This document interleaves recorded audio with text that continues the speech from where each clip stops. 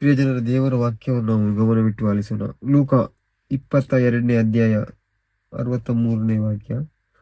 ಯೇಸು ಸ್ವಾಮಿಯನ್ನು ಬಂಧಿಸಿ ಹಿಡಿದು ಕೊಂಡವರು ಅವರನ್ನು ಅಣಕಿಸಿದರು, ಹೊಡೆದರು, ಕಣ್ಣಿಗೆ ಬಟ್ಟೆ ಕಟ್ಟಿ, ನಿನ್ನನ್ನು ಹೊಡೆದವರ ಯಾರು, ಪ್ರವಾದಿಸು ಎಂದು ಕೇಳುತ್ತಿದ್ದರು. ಹಲವಾರು ವಿಧದಲ್ಲಿ ಅವರನ್ನು ದೂಷಿಸಿ ನಿಂದಿಸುತ್ತಿದ್ದರು. ಪ್ರಿಯ ಜನರೇ, ನಮಗಾಗಿ ಯೇಸು ಸ್ವಾಮಿ ಶಿಲುಬೆಯಲ್ಲಿ ಜಡಿಯಲ್ಪಟ್ಟರು. ನಾವು ಮಾಡಿದ ಪಾಪಗಳಿಗೋಸ್ಕರ ಯೇಸು ಸ್ವಾಮಿ ಶಿಕ್ಷೆಯನ್ನು ಅನುಭವಿಸಿದ್ದಾರೆ.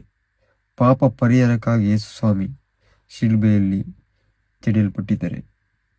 ಅದೇ ರೀತಿ ನಾವು ಈ ಲೋಕದ ಆಸೆಗೆ ನಾವು ಭಾಗಿಯಾಗದ ಆಸೆಗಳನ್ನು ಬಿಟ್ಟು ದೇವರ ಚಿತ್ತ ಪ್ರಕಾರ ನಡೆದರೆ ನಮ್ಮ ಪಾಪಗಳು ಕಡಿಮೆ ಆಗ್ತವೆ, ನಮ್ಮ ಪಾಪಗಳು ನಿಲ್ಲುತ್ತವೆ. ದೇವರ ನಾಮವನ್ನು ಪ್ರವೇಶಿಸಲು ನಾವು ಅತಿ ಶೀಘ್ರದಲ್ಲಿ ನಮಗೆ ದೇವರ ಆಶೀರ್ವಾದ ನಮ್ಮ ಮೇಲೆ ಸಮರ್ಪಿಸುತ್ತದೆ. ಆದ ಕಾರಣ ನಾವು ಎಲ್ಲರೂ ಸುವಾರ್ತೆಯನ್ನು ಸಾರುವಂತರಾಗಬೇಕು.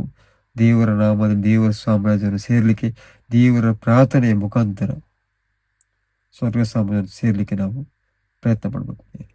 ಈ ವಾಕ್ಯವನ್ನು ಕೇಳುವಂಥ ಪ್ರತಿಯೊಬ್ಬರ ಮೇಲೆ ಯೇಸು ಸ್ವಾಮಿಯ ಶಕ್ತಿ ಹಿಡಿದು ಬರಲಿ. ಹಾಲೆಲೂಯಾ.